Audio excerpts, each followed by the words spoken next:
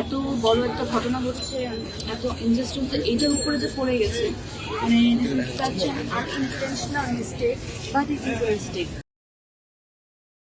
জনপ্রিয় অভিনেত্রী মেহজাবিন বুধবার 18 ডিসেম্বর বিকেলে প্রচারণার অংশ হিসেবে ঢাকা বিশ্ববিদ্যালয়ের টিএসসি এলাকায় তার অভিনীত প্রিয় মালতী ছবির পোস্টার তনু ও জুলাই আন্দোলনের গ্রাফিতির উপর সাটিয়ে দেন। এ নিয়ে তীব্র ক্ষোভ প্রকাশ করেন অনেকে। মেহজাবিনের এই কর্মকাণ্ডে সমালোচনার ঝড় উঠে সামাজিক যোগাযোগ মাধ্যমে। অনেকেই তাকে বয়কটের ডাক দিয়েছেন। এ ধরনের কাণ্ডজ্ঞানহীন কাজের জন্য তাকে প্রকাশ্যে ক্ষমাও চাইতে বলেছেন অনেকে।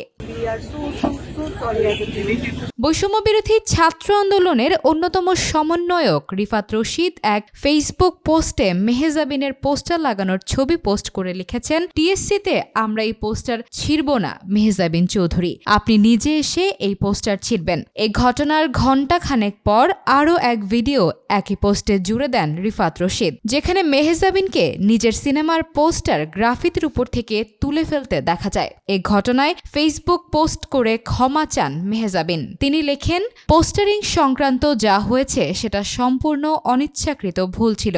আমরা তৎক্ষণাৎ সেই পোস্টারগুলো সরিয়ে ফেলেছি এবং দাঁড়িয়ে 1 মিনিট নীরবতা পালন করেছি। আমাদের চলচ্চিত্র, আমরা এবং আমাদের সংগ্রামের মূল লক্ষ্যই ন্যায় বিচারের জন্য লড়াই। এটি আমাদের হৃদয় থেকে আসে। আমরা আশা করি আমাদের অনিচ্ছাকৃত অব্যবস্থাপনাটুকু ক্ষমা সুন্দর দৃষ্টিতে দেখবেন।